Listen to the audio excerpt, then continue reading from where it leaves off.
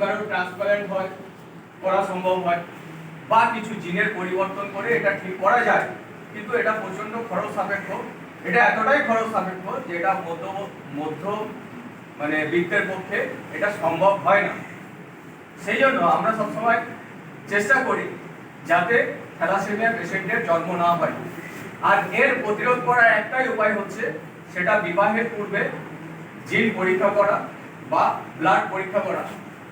একবারই করতে হবে, এটা বারবার করতে হবে এরকম ব্যাপার নেই, সারা জীবনে একবারই করতে হবে। কারোর মধ্যে যদি থ্যালাসেমিয়া ক্যারিয়ার যদি কেউ না হয়, পরবর্তীকালে 10 বছর পরে বা 15 বছর পরে আবার সেই ক্যারিয়ার হয়ে যাবে এরকম ব্যাপার নেই। মানে নেই, তার শরীরে আর কোনোদিন আসবে, কারণ এটা জেনেটিক ভাবে আসে। তো সেই জন্য আমরা সবার কাছে আগ্রহ করি যে অন্ততপক্ষে একবার এটা টেস্ট করিয়ে নেওয়া।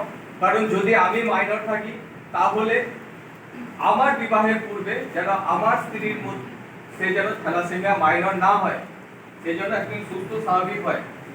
আর যদি আমি সুস্থ স্বাভাবিক হই তাহলে আমার স্ত্রী যে হবে সে যদি থ্যালাসেমিয়া মাইনর হয় তাহলে কোনো সমস্যা নেই, তাহলে আমার সন্তানের মধ্যে সেই গুণটা আসবে না। হয়তো সেই ক্যারিয়ার হতে পারে বা মাইনর হতে পারে, কিন্তু মেজর হবে না কখনোই।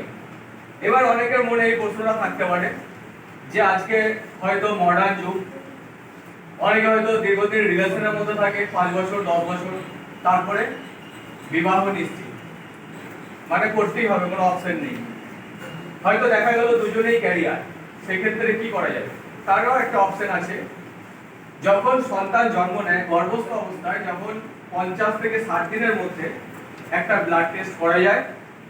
যদি সেখানে দেখা যায় যে বাচ্চা থ্যালাসেমিয়া মেজর, তাহলে সেটা ডাক্তারবাবু টার্মিনেট করার অর্ডার দিতে পারে, অর্থাৎ সেটাকে নষ্ট করার জন্য অর্ডার দিতে পারে। এই অপশনটা আছে। যদি মাইনর হয় কোনো সমস্যা নেই। তো সেই জন্য